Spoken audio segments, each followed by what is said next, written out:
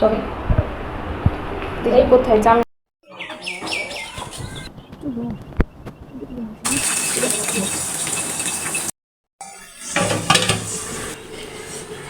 নিজের হাতে মুরগি পেলে এবং নিজের বাগানে গাছ লাগিয়ে সবজি এগুলো রান্না করে খেতে কিন্তু বেশ ভালো লাগে, তাই না?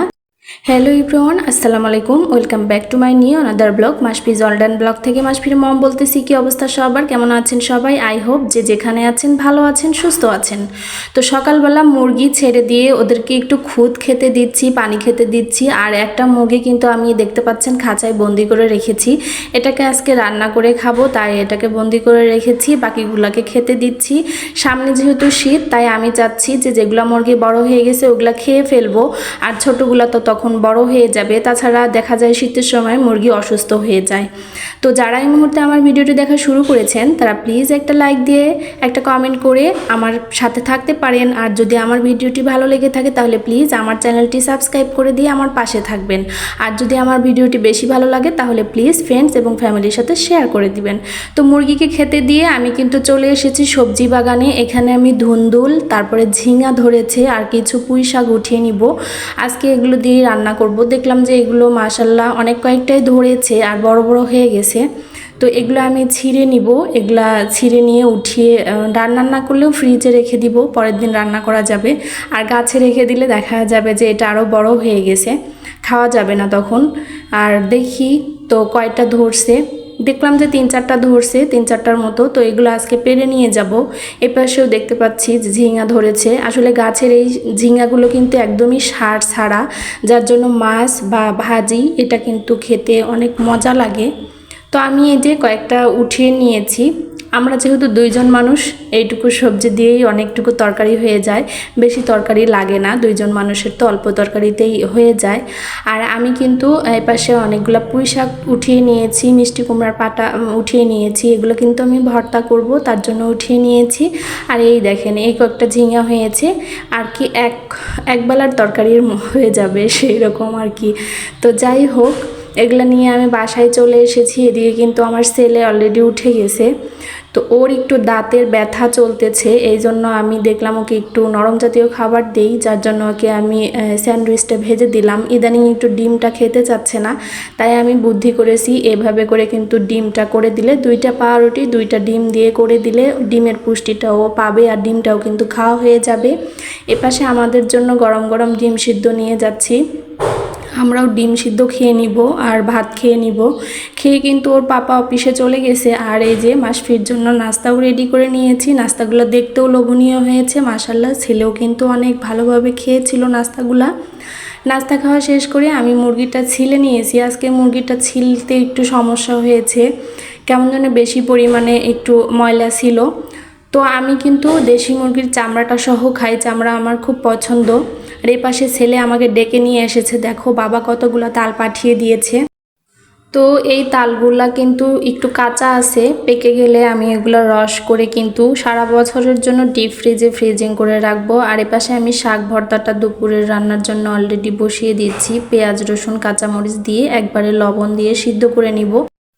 আর আমি যখন আজকে ভয়েস ওভার দিচ্ছিলাম তখন কিন্তু বাচ্চা খুব বিরক্ত করতেছিল, দরজা লাগিয়ে দিয়েছিলাম দেখেও কিন্তু দরজাতে শব্দও করতেছিল। তো প্লিজ কেউ কিছু মনে করবেন না, ছোট মানুষ যেহেতু বাসায় আছে, আশেপাশে শব্দও হচ্ছে। তো এইটাকে আমি হচ্ছে হাফ কেজি দুধ গরম করে রেখে দিব, বিকেলে সেমাই টেমাই কিছু একটা রান্না করে দেওয়া যাবে। আর এই পাশে পেঁয়াজ কাঁচামরিচ কেটে নিয়েছি, আর এ পাশে কিন্তু মুরগিটাও পরিষ্কার করে ধুয়ে নিয়েছি। আর এই যে আমি কিন্তু শাকটা ভাপিয়ে নিচ্ছি, একদম পানি শুকিয়ে নিব, তাহলে কিন্তু ভর্তাটা খেতে ভালো লাগবে। আর পানি কিন্তু ফেলে দেওয়া যাবে না, পানি ফেলে দিলে তাহলে তো শাকের পুষ্টিটাই থাকবে না। তো আর এই পাশে আমি পেঁয়াজ মরিচ ভেজে মশলা দিয়ে একেবারে সব কিছু রেডি করে নিয়ে মুরগিটা কষিয়ে নিব। তো এখানে আমি লবণ, আদা রসুন বাটা, মরিচ গুঁড়ো, হলুদ গুঁড়ো, তারপরে গরম মশলা বাটা, যত ধরনের মশলা আছে আমি কিন্তু এগুলো সব পাটায় বেটে তারপরে মুরগি রান্না করি বা গরুর মাংস রান্না করি। যে কোনো মাংসই কিন্তু আমি এভাবে পাটায় মশলা বেটে রান্না করি। পাটায় মশলা পিষে রান্না করলে কেমন জানি আমার কাছে তরকারিটা অসাধারণ মজা লাগে। তো এই যে আমি সুন্দরভাবে এগুলো দিয়ে কষিয়ে নিব। মশলাটা যখন কষানো হয়ে যাবে তখন হচ্ছে আমি এর মধ্যে মুরগিটা দিয়ে দিব। প্রথম অবস্থায় কিন্তু আমি বেশি পরিমাণে পানি দিব না, এটা সুন্দরভাবে কষানো হয়ে গেলে তারপরে আমি এটাতে গরম পানি দেই। আমি কিন্তু সব তরকারির ঝোলেই গরম পানি ব্যবহার করি, তার জন্য কিন্তু আগে থেকে আমি এই যে রাইস কুকারের বাটিতে পানি গরম করে রেখেছি। একটু গরম পানি দিয়ে তারপরে কষাবো। আর যেহেতু এটা বয়স্কা মুরগি, মানে এইটা মুরগিটার প্রায় আপনার 2 বছরের মতো বয়স হয়ে গেছে, অতিরিক্ত ডিম দিত মুরগিটা, তাই একে খাওয়া হয়নি। তো এখন একটু ডিম দেওয়া ব্রেক দিয়েছে, দেখলাম যে একে খেয়ে নেওয়া যাক। আর দেশি মুরগি একটু বেশিক্ষণই কষাইতে হয়, যত কষাবে তত কিন্তু তরকারিটা মজা হয়। আর এর মধ্যে আমি এখন দিয়ে দিব একটা রসুন দিলে তরকারিটা আরও মজা হবে। আর যখন ভাত খাবো তখন রসুনটা মেখে ভাত খাবো। আর এখানে আমি ভর্তা করে নিচ্ছি পেঁয়াজ মরিচ ডলে সেই শাকটা যে সিদ্ধ করে রেখেছিলাম।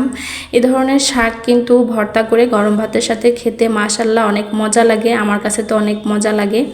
আর দেখেন অনেক লোভনীয় হয়েছে ভর্তাটা, তাই না? আর এপাশে আমার তরকারিটা অলরেডি কষানো হয়ে গেছে। এখন আমি এখানে দিয়ে দিব গরম পানি দিব, ঝোল দিয়ে দিব। আর বেশি পরিমাণে আলু দিয়েছি কারণ মাসফি এবং মাসফির পাপা ঝোলের সাথে কিন্তু আলু খাবে। আর ঝোল রেখে দিব কারণ মাসফির পাপা ঝোলের তরকারি খায়, এজন্য একটু ঝোলও রাখবো। তো এই পাশে অলমোস্ট আমার তরকারি রান্না কিন্তু রেডি। আর দেখেন দেশি মুরগির একদম ফরমালিন ছাড়া কত মজা হয়েছে, তরকারিটা দেখতেও ইয়াম্মি হয়েছে। তরকারি রান্না শেষ করে এসে বিছানা গুছিয়ে নিলাম আর রুমগুলো ঝাড়ু দিয়ে নিব। আর এপাশে বাচ্চাকে ডাকতেছি, গোসল করাই দিব। প্রায় 1টার মতো বেজে গেছে, এখন বাচ্চাকে গোসল করাবো, তারপরে আমি গোসল করে নামাজ শেষ করে তারপরে খাওয়া দাওয়া করে নিব। আর বাচ্চা দেখেন সব কিছুই এলোমেলো করে রেখেছে, গুছিয়ে দিয়েছি তারপরে এলোমেলো করে রেখেছে। ছোট বাচ্চা থাকলে বাসা তো এলোমেলো থাকেই। আর এপাশে ওকে বারবার ডাকতেছি চলো গোসল করে আসি, সে যেতে চায় না, কেমন জানি গোসল করার সময় বিরক্ত করে, যেতেই চায় না। তো এখন তো নামতেছে, এই যে চলে আসলো এখন গোসল করার জন্য। তো ওকে গোসল করাই দিব, দিয়ে ওকে আলহামদুলিল্লাহ খাওয়াই দিব দুপুরের খাবার।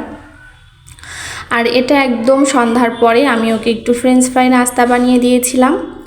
আর সব নাস্তাই বাসায় তৈরি দেওয়ার চেষ্টা করি, যেহেতু ছোট বাচ্চা, ওকে বাইরের খাবারটা কমই দেই। আর এভাবে আমি ফ্রেঞ্চ ফ্রাইটা ভাজি, অনেক মচমচা হয়ে থাকে, তারপরে সস দিয়ে খেয়ে নেয়। ফ্রেঞ্চ ফ্রাইটা ভাজার সাথে সাথে আজকের ভিডিওটা এখানেই অফ করে দিচ্ছি। দেখা হয়ে যাবে নেক্সট কোনো ভিডিওতে। ততক্ষণ পর্যন্ত সবাই ভালো থাকবেন, সুস্থ থাকবেন আর আমাদের জন্য দোয়া রাখবেন। আল্লাহ হাফেজ সবাইকে।